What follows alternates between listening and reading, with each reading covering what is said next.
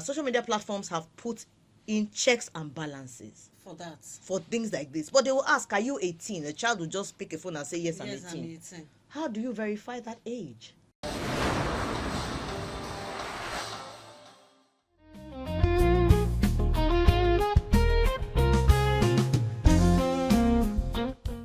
Today we are with Olamide Odeneye, a renowned cybersecurity expert.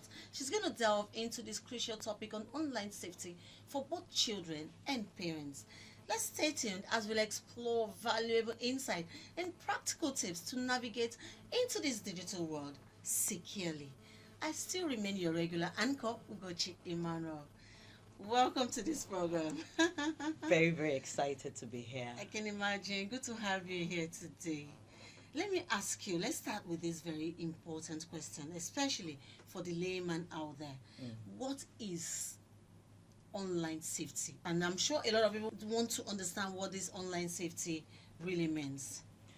Thank you, Gochi. Well, online safety, at times you can call it cyber safety, you can call it e-safety, depends on, or internet safety, depends on what word you want to use. Well, basically, it's just the tips, measures, and ways to ensure that an individual or an organization or a group can stay safe whenever they navigate the internet. Oh, wow, that's an interesting one. Okay, October is celebrated as a Cybersecurity Awareness Month. What would you say makes this month crucial for individuals and, of course, for organizations globally? It's a fantastic thing that, the whole of October is actually set aside as National Cybersecurity Awareness Month. Yeah.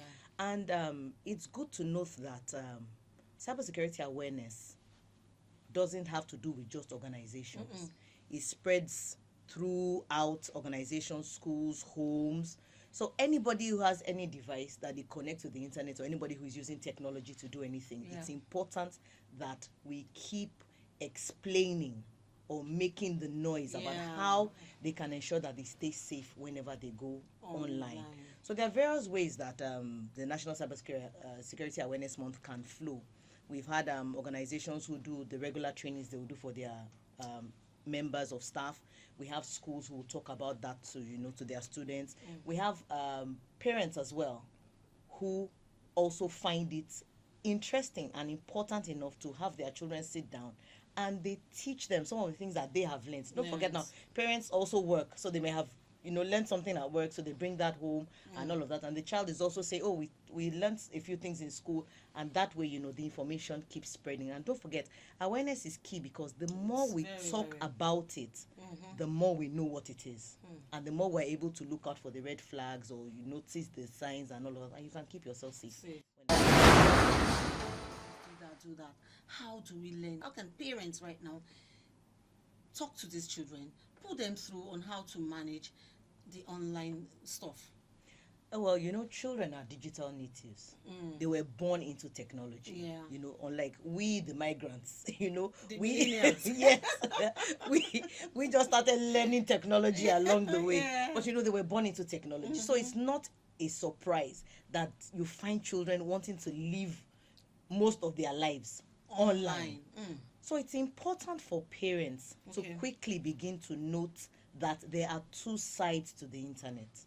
The internet has a fantastic side. So children are using it for homework, they're using it for research, they're using it to play games, make friends, things like that. All of that, the good side of the internet. They're learning so many things. In fact, I know children who go to YouTube to learn how to cook different, new soups and things like that. Every day. But parents also do that.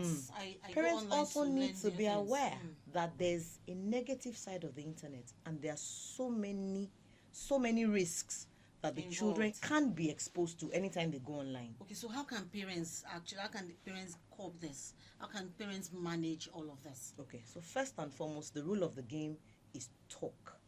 Talk. Yes. So that's how it first starts. You need to engage your child in a conversation. At all times. At all times. At all times. It varies from level to level. The way you will talk to a 4-year-old about online safety is not the same way you will talk to a 9-year-old.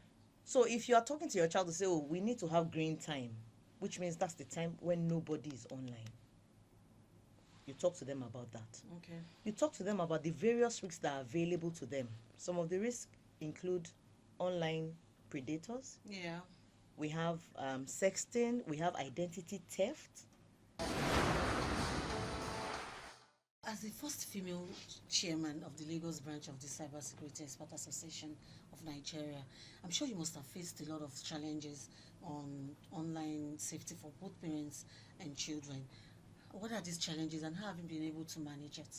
One of the major challenges I think we would say we faced when we started talking to children about online safety was the fact that there was a lot of lack of knowledge. When you talk security, everybody just assumes it's organizations. They weren't looking at the fact that you could be putting your child at risk just by buying them a smartphone. Do you understand? So there was a lot of lack of knowledge. So that was a major challenge. So the idea was to ensure that we were able to speak to them, explain to them the advantages of ensuring that your children were cyber aware, and to let them understand that cyber safety actually first starts at home.